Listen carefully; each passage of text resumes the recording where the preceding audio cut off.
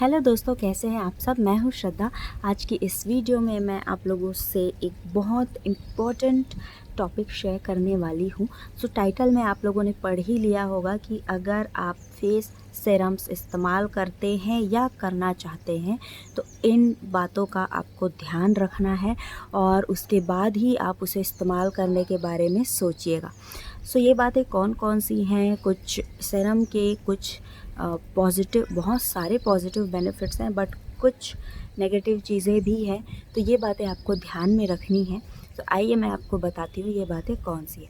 उससे पहले just a moment, अगर आप लोग मेरे चैनल पे नए हैं देन प्लीज़ सब्सक्राइब कर दीजिए एंड बेल आइकन को हिट कर दीजिए। मैं इसी तरह से ब्यूटी एंड हेल्थ से रिलेटेड वीडियोस लाती रहती हूँ। एंड मेरा एक मेकअप चैनल भी है जिसमें मैं मेकअप ट्यूटोरियल्स शेयर करती हूँ। अगर आप लोग मेकअप में इंटरेस्टेड हैं देन उसकी लिंक नीचे दी हुई है, आप वो सब्सक्राइब कर सकते हैं।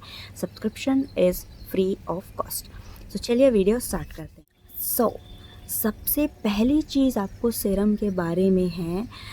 हम जो स्किन केयर करते हैं या फिर प्रोडक्ट्स के लिए काफ़ी अट्रैक्शन होता है, तो सीरम आजकल काफ़ी एडवर्टाइजमेंट होने लगी है। अगर आप यूट्यूब ट्यूटोरियल्स देखते हैं, ऑब्वियसली अगर देखते हैं तो आपको ट्यूटोरियल्स में सीरम का इस्तेमाल करना बताया जाता है, तो बहुत जल्दी अट्रैक्ट हो जाते हैं।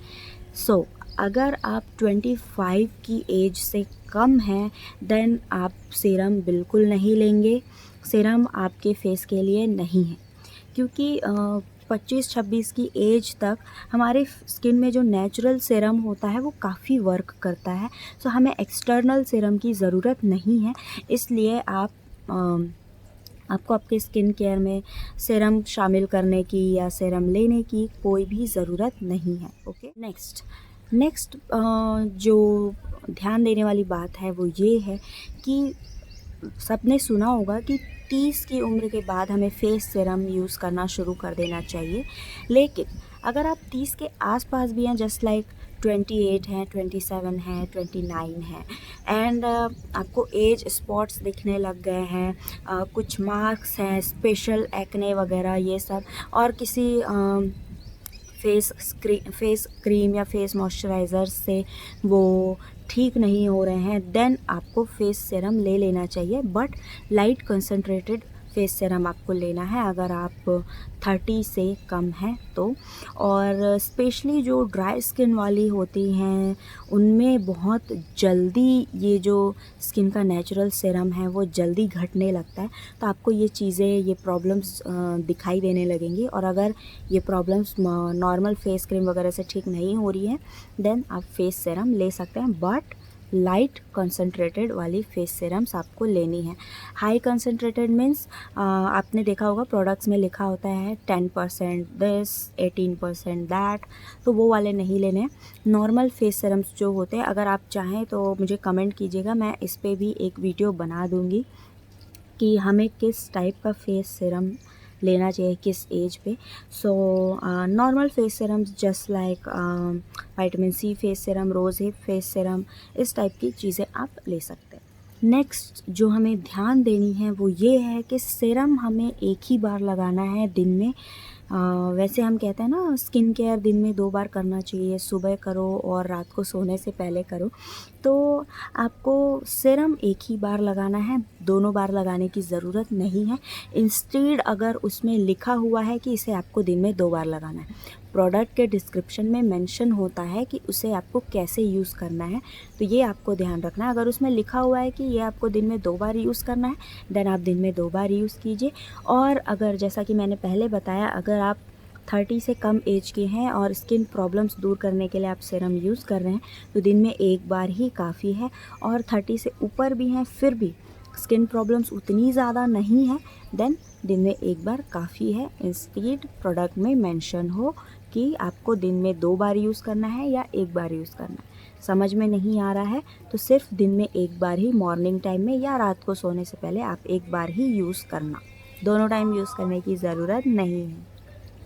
नेक्स्ट थिंग जो आपको ध्यान में रखनी है वो ये है कि सिर्फ 3 से 4 ड्रॉप आपके चेहरे के लिए और 2 से 3 ड्रॉप आपके गर्दन के लिए काफ़ी है।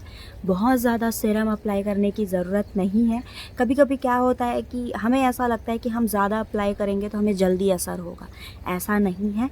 कोई भी चीज़ आप ज़्यादा यूज़ करेंगे तो वो नुकसान देता है, आपको उसका फ़ायदा नहीं मिलेगा। जितनी ज़रूरत है उतना ही आपको खाना खाना चाहिए, वैसे ही जितनी ज़रूरत है आपको स्किन को भी उतना ही खिलाना चाहिए। सो 3 से 4 बूंद, यानी कि अगर आपका फेस चबी है, बड़ा है, तो 3 से 4 बूंद। अदरवाइज़ 2-3 ड्रॉप्स आपके फेस के लिए काफ़ी है एंड 2-3 ड्रॉप्स आपके गर्दन के लिए काफ़ी है। तो फेस एंड नेक दोनों पे आपको अप्लाई करना है ताकि आपके जितना एक्सपोजर हो रहा है वो इवन टोन दिखाई दे।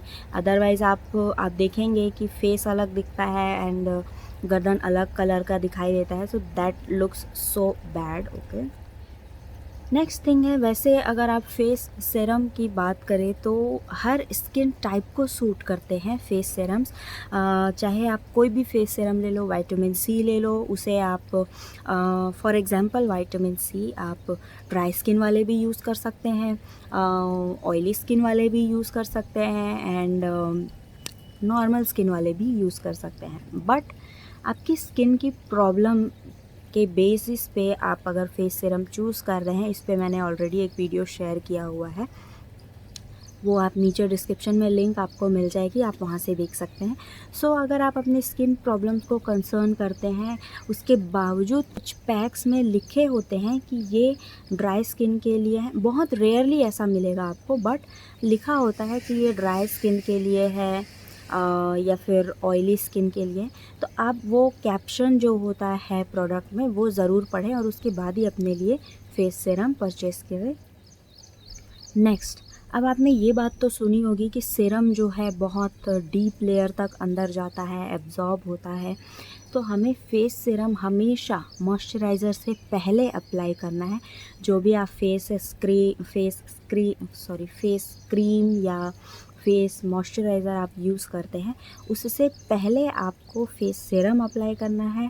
हल्के से उंगली फिंगर टिप्स से आपको हल्के हाथों से मसाज करना है और उसे 1 से 2 मिनट के लिए छोड़ देना है। तुरंत मॉइस्चराइज़र नहीं लगाना है, उसे छोड़ दीजिए ताकि वो डीप लेयर तक अच्छे से एब्जॉर्ब हो जाए और तब तक आपको मसाज करना है जब तक आपको यहाँ ड्राई ना लगने लगे, मतलब सीरम का जो गीलापन है वो सूख जाए, आपकी स्किन उसे अच्छे से एब्जॉर्ब कर ले। उसके बाद आप उसे 2 मिनट या 1 मिनट छोड़ दीजिए, देन मॉइस्चराइज़र अप्लाई कीजिए, तो आपको ज़्यादा अच्छा बेनिफिट मिलेगा और आपकी स्किन पे वो ज़्यादा अच्छे से वर्क करेगा। अगर आप जल्दी अप्लाई करेंगे ना, सीरम अप्लाई किया देन तुरंत आपने मॉइस्चराइज़र अप्लाई कर लिया, तो वो दोनों मिक्सअप हो जाएंगे एंड फिर सीरम आपके डीप लेयर तक नहीं जा पाएगा। नेक्स्ट, जैसे कि मैंने कहा कि सीरम आपके स्किन के डीप लेयर तक जाता है, तो इसलिए ज़रूरी है कि आपका फेस क्लीन हो। सो फेस वॉश करने के बाद फेस टोनर लगाइए और उसके बाद सिर्फ फेस सीरम लगाइए। फेशियल ऑयल या आई क्रीम ये सब नहीं, सबसे पहले आपको फेस सीरम लगाना है, उसके बाद आप बाकी चीज़ें लगाइए। क्लीन फेस पे जब आप अप्लाई करेंगे तो वो अच्छे से एब्जॉर्ब होगी एंड आपको इसका असर ज़्यादा अच्छे से मिलेगा। अगली जो चीज़ है, ये बहुत बड़ी गलतफहमी होती है लोगों में कि हमने सीरम अप्लाई कर लिया तो हमें और किसी चीज़ की ज़रूरत नहीं है। नो, सीरम जो होता है वो अंदर की लेयर तक जाकर पूरा एब्जॉर्ब ही हो जाता है एंड ऊपर की लेयर पे आपको उतना मॉइस्चराइजेशन नहीं मिलेगा। सो ऊपर की लेयर को मॉइस्चराइज़ करने के लिए आपको फेस क्रीम या फेस मॉइस्चराइज़र की ज़रूरत पड़ती है। तो सीरम के बाद आपको मॉइस्चराइज़र या क्रीम लगाना ज़रूरी है, उसे स्किप मत कीजिए, क्योंकि अगर आपने सीरम लगाकर छोड़ दिया तो जो स्किन की ड्राइनेस है, चाहे आपकी स्किन ऑयली हो, नॉर्मल हो, ड्राई हो, स्किन को जो मॉइस्चराइज़र की या नमी की ज़रूरत है ऊपरी लेयर को, बाहर की लेयर को, वो आपको नहीं मिलेगी, क्योंकि सीरम अंदर तक जाकर एब्जॉर्ब हो चुका होता है।